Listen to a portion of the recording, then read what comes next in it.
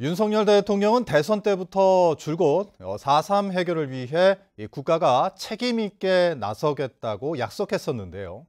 하지만 4.3을 왜곡해온 보수 인사가 정부 위원회의 핵심 자리에 임명되고 역사교육에서도 4.3이 삭제되자 4.3 유족들의 반발이 커지고 있습니다. 송원일 기자가 보도합니다. 윤석열 대통령이 지난달 임명한 2기 진실화해위원회 김광동 신임위원장. 제주 4.3에 대해 국가폭력이라는 성격에는 수긍하면서도 공산주의 세력에 의한 폭동이라는 견해를 갖고 있어 부적절한 인사라는 논란이 일었습니다. 본질적으로 다 김일성과 박헌영이 대한민국을 마저 공산화시키기 위한 작업의 일환으로 펼쳐진 겁니다. 다만 진압하는 과정이 과잉된 측면이 있고 최근에는 국무총리가 위원장인 4.3 중앙위원회 위원 임명을 놓고도 논란이 제기됐습니다. 4.3 진상조사 보고서를 폄훼하고 부정해온 보수단체의 대표였던 김태훈 변호사가 임명됐기 때문입니다.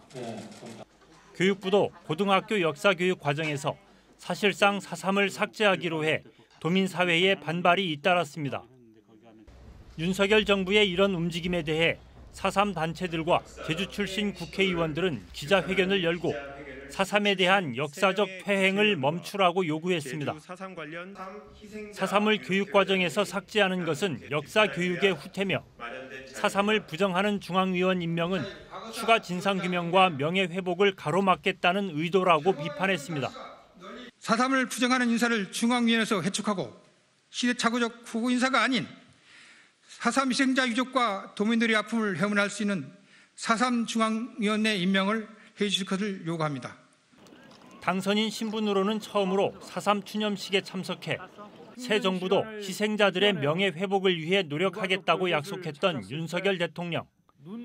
하지만 보수 정권 때마다 되풀이됐던 이념 논쟁이 재현될 조짐을 보이면서 4.3 해결에도 차질을 빚을 수 있다는 우려가 높아지고 있습니다.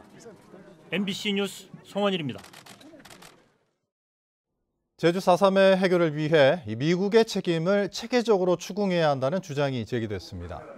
허상수 전 성공회대 교수는 국회에서 열린 4.3 특별법 개정 1주년 기념 토론회에서 미 군정이 제주를 불순세력으로 매도하고 학살을 은폐했다며 미국 정부를 상대로 집단적 손해배상을 청구하고 미국 의회에 청문회를 요구해야 한다고 주장했습니다. 이를 위해 도지사를 위원장으로 하는 범도민 추진기구가 필요하다고 주장했습니다.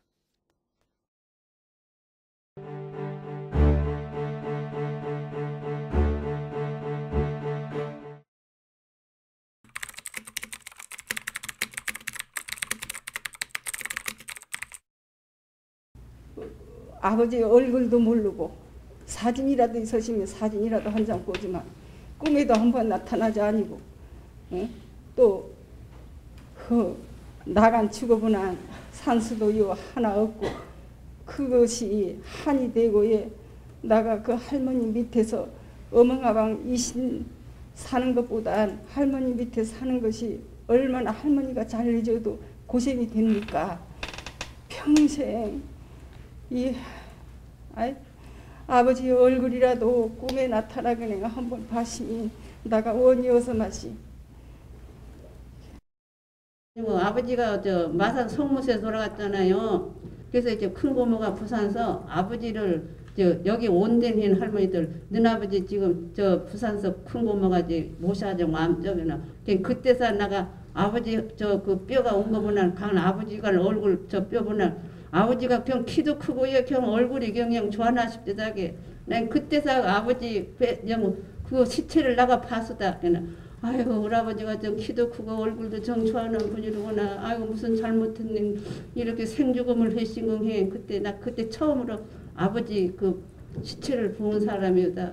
아버지 얼굴이나 아버지에 관한 기억은 하나도 없습니다. 아버지에 대한 기억이 하나도 없는데 어머니가 또 아버지 돌아가시고 얼마 없어서 집을 떠나버렸습니다. 그래서 결국 할아버지하고 살게 됐는데 할아버지가 그렇게 술 드시고 술만 드시면 자책을 하는 겁니다. 자기가 잘못해서 아들을 죽게 만들었다. 이거 평생을 그렇게 해서 평생을 그렇게 좀 술만 쓰면 울기도 하고 자책하고 한탄 들고 막 왜고 이렇게 살다가 돌아가셨습니다. 저는 이걸 생각하면서 저희 이 사건 때문에 저 할아버지, 아버지, 저희 또 어머니도 없고 저희 집안이 그냥 다 그 콩가루가 돼버린 거죠. 오신 서른분의 유족분들 이번 사례는 좀 더 덜 서러우셨으면 좋겠고요.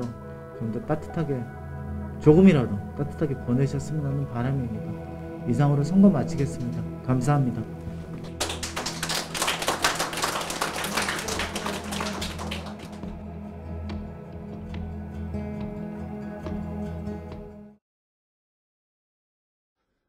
요즘 어촌에서는 이 고령화 현상이 심각해지면서 선원 구하기가 하늘의 별 따기가 됐습니다.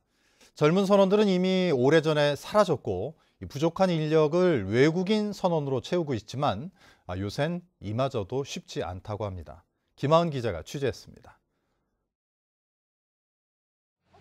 서귀포 앞바다에서 갈치잡이를 하는 선장 김태훈 씨. 2달 전 김 씨의 어선에서 일하던 베트남 외국인 선원 2명이 무단 이탈했습니다. 3년 계약, 선원 취업 비자로 한국에 들어온 지 한 달 만입니다. 당장 배를 탈 선원이 없어 고기잡이도 포기했습니다. 빠져나가 버리면은 사람이 없잖아요. 그래서 작업을 한 10일 넘게 못 나갔지. 한 몇천만 원씩 손해가 생긴다고. 이마저도 외국인 선원 수급이 어려워 다시 받으려면 내년에야 가능합니다. 29톤급 갈치잡이 연승 어선입니다. 이 배의 최소 승선 인원은 9명인데 이 중 절반 이상이 외국인 선원입니다. 선장이나 갑판장 등 한국 선원은 대부분 5, 60대입니다. 외국인 선원 의존도는 갈수록 높아지고 있지만 한계에 부딪힌 상황. 실제로 최근 3년 동안 제주에 외국인 선원 1000여 명이 들어왔지만 절반 이상이 무단 이탈했습니다.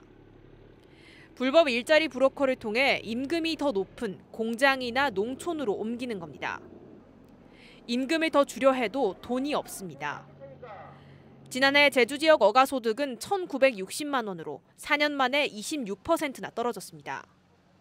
합법 쪽으로 와가지고 그 사람들 다 우리가 이탈 해가지고 돈 많이 다 들어가 보면은 우리는 사업은 뭐가 다 망한 사업 아닙니까? 그래도 기댈 곳은 외국인 선원밖에 없는 게 현실. 제주는 65세 이상 고령 어가 인구 비중이 43.5%로 10년 만에 2배 가까이 높아졌습니다. 어업 인구도 5년 만에 30%가 줄어들면서 어촌 소멸은 가속화되고 있습니다. 이제 다 고령화되고 뭐 그렇다고 요즘 젊은 사람들이 뭐 배 타러 오는 것도 아니고 이거 해봐야 앞으로 10년 미만입니다. 10년 미만. MBC 뉴스 김하은입니다. 공안 탄압 저지 및 민주수호 제주대책위원회는 국가정보원장 등 6명을 고위공직자 범죄수사처에 고발했습니다. 이들은 일부 언론이 압수수색 영장만을 근거로 기소조차 되지 않은 사건을 간첩단 사건으로 둔갑시켰다며 국정원장과 수사 관계자, 영장 내용을 보도한 언론사 기자 등 6명을 국정원법상 직무상 비밀 누설 위반과 피의사실 공표 혐의로 고발했습니다. 전국농민회총연맹 제주도연맹은 농협제주역본부 앞에서 기자회견을 갖고 농민과 농업은 안중에도 없는 농협중앙회를 엄중히 규탄한다고 밝혔습니다. 농민회는 농민들이 비료와 면세유 등의 상승으로 어려움을 겪고 있는데도 농협은 농민조합원들의 대출금리를 대폭 올리고 직원들에게 막대한 성과급을 지급하고 있다며 비판했습니다.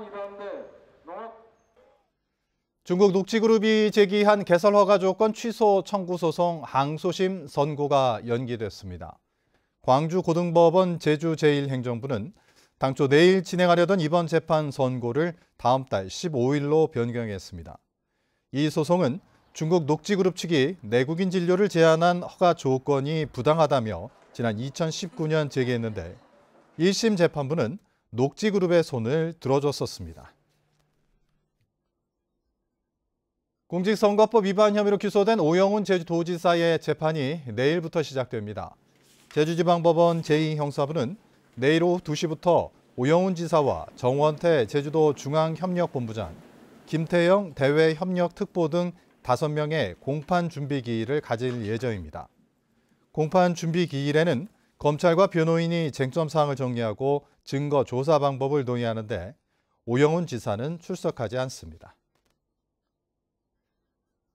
제주도는 2023년 상반기 정기인사 임용장 수여식을 열고 국장과 과장급 승진 전보자 등 93명에게 임명장을 전달했습니다. 이번 상반기 정기인사는 지난해 하반기 정기인사 461명에 비해 갑절 이상 많은 1,017명으로 승진 157명, 전보 860명, 신규 15명 등입니다. 제주도가 옛 한나대학교 부지에 신성장 기업 유치와 핵심기술 연구단지를 조성하겠다고 밝힌 가운데 경찰이 제2교육센터 건립에 대한 논의를 확대하겠다고 밝혔습니다. 제주경찰청은 탐나대 부지에 제2교육센터 건립을 추진했지만 이에 국한하지 않고 국유지나 도유지 등 대체 부지에 대해 폭넓은 검토를 이어가겠다고 설명했습니다. 뉴스데스크 제주를 마칩니다. 시청해주신 여러분 고맙습니다.